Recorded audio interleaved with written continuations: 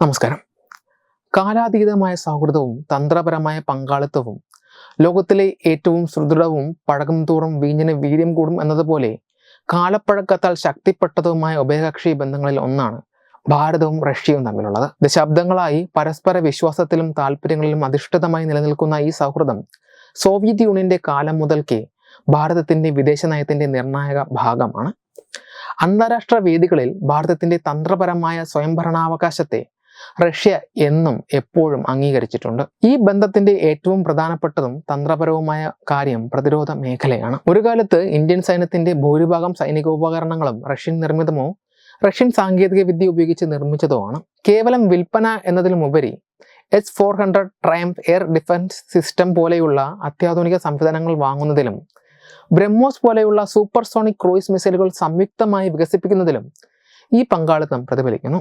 ഇതിലുപരിയായി സാങ്കേതിക വിദ്യ കൈമാറ്റത്തിന് റഷ്യ കാണിക്കുന്ന സന്നദ്ധത ഭാരതത്തിന്റെ തദ്ദേശീയ പ്രതിരോധ ഉൽപാദനത്തിന് വലിയ മുതൽക്കൂട്ടാണ്.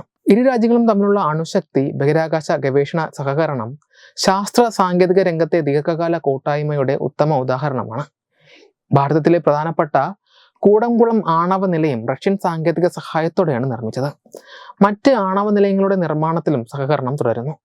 ബഹിരാകാശ ഗവേഷണത്തിൽ ഭാരതത്തിന്റെ ആദ്യത്തെ ബഹിരാകാശ സഞ്ചാരി അയച്ചത് സോവിയറ്റ് യൂണിയന്റെ സഹായത്തോടെയായിരുന്നു. ഇപ്പോഴും ഗഗൻയാൻ പോലെയുള്ള ദൗത്യങ്ങൾക്കായി യാത്രികരെ പരിശീലിപ്പിക്കുന്നതിലും റഷ്യ സഹായം നൽകുന്നുണ്ട്. ഐക്യരാഷ്ട്രസഭ, ബ്രിക്സ്, ഷാങ്ഹായ് സഹകരണ സംഘടന, G20 തുടങ്ങിയ അന്താരാഷ്ട്ര വേദികളിൽ ഭാരതവും റഷ്യയും തോളോട് തോൾ ചേർന്ന് പ്രവർത്തിക്കുന്നു.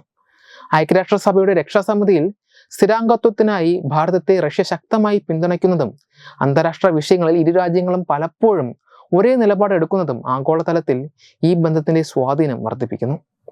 എന്നാൽ കഴിഞ്ഞ ദിവസം പുറത്തു വന്ന ഒരു വാർത്ത ഒറ്റ നോട്ടത്തിൽ നമ്മളെ ആശങ്കപ്പെടുത്തുന്നതായിരുന്നു. റഷ്യ തങ്ങളുടെ RD-93 എഞ്ചിനുകൾ പാകിസ്ഥാന് വിൽക്കുന്നു എന്നതായിരുന്നു ആ വാർത്ത.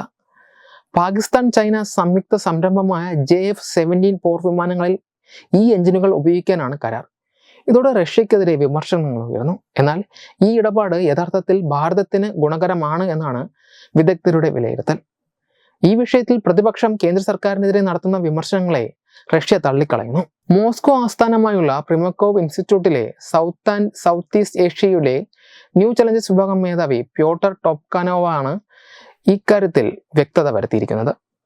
റഷ്യ JF-17 വിമാനങ്ങൾക്കായി എഞ്ചിനുകൾ നൽകുന്നുണ്ടെങ്കിൽ അത് രണ്ടു തരത്തിൽ ഭാരതത്തിന് പ്രയോജനം ചെയ്യും. ഒന്നാമതായി, റഷ്യൻ എഞ്ചിനുകൾക്ക് പകരം വയ്ക്കാൻ ചൈനയ്ക്കും പാകിസ്ഥാനും ഇതുവരെ കഴിഞ്ഞിട്ടില്ല എന്നത് ഇത് തെളിയിക്കുന്നു. രണ്ടാമതായി, ചൈനയുടെയും പാകിസ്ഥാന്റെയും പുതിയ ജെറ്റ് വിമാനം ഭാരതത്തിന് പരിചിതവും പ്രവചനാതീതമല്ലാത്തതുമായിരിക്കും. കാരണം ഇരു രാജ്യങ്ങളും സമാനമായ എഞ്ചിനാണ് ഉപയോഗിക്കുന്നത്.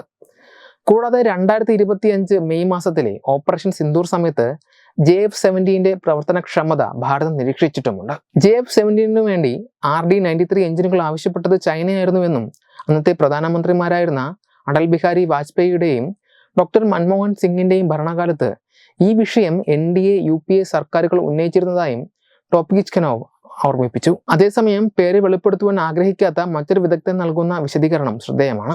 ഈ ഇടപാട് സാങ്കേതിക വിദ്യ കൈമാറ്റമില്ലാത്ത തികച്ചും വാണിജ്യപരമായ ഒന്നാണെന്ന് റഷ്യ ഭാരതത്തെ ബോധ്യപ്പെടുത്തിയിരുന്നു. ഇതിനു പകരമായി കൂടുതൽ മികച്ച RD-33 എഞ്ചിനുകളുടെ നിർമ്മാണ ലൈസൻസ് സാങ്കേതിക വിദ്യ കൈമാറ്റത്തോടെ ഭാരതത്തിന് നൽകിയിരുന്നുവെന്നും അദ്ദേഹം പറയുന്നു. ക്ലിമോവ് പ്ലാന്റ് നിർമ്മിക്കുന്ന RD-93 എഞ്ചിനുകൾക്ക് അതിന്റെ അടിസ്ഥാന മോഡലായ RD-33 അപേക്ഷിച്ച് കൂടുതൽ ശക്തിയുണ്ട്. എങ്കിലും പ്രവർത്തന ആയുസ് വളരെ കുറവാണ്.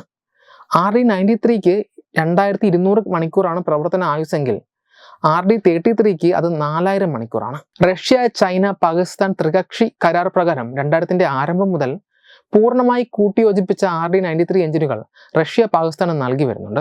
നിലവിൽ ഈ എഞ്ചിന്റെ പരിഷ്കരിച്ച പതിപ്പാണ് പാകിസ്ഥാൻ ലക്ഷ്യമിടുന്നത്. എന്നാൽ ഇത് ഇതുവരെ വികസിപ്പിച്ചിട്ടില്ല എന്നാണ് വിവരം. പ്രതിരോധ ഇടപാടിൽ ഭാരതത്തിന്റെ ഏറ്റവും വിശ്വസ്ത തന്ത്രപരമായ സഖ്യകക്ഷിയായിരുന്ന റഷ്യ പാകിസ്ഥാന് സൈനിക സഹായം നൽകുന്നതിനെതിരെ കോൺഗ്രസ് നേതാവ് ജയറാം രമേശ് ശനിയാഴ്ച സർക്കാരിനോട് വിശദീകരണം ആവശ്യപ്പെട്ടിരുന്നു.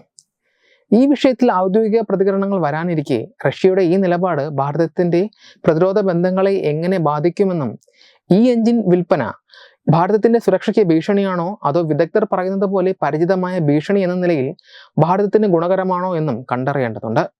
Web desk Thathumai news.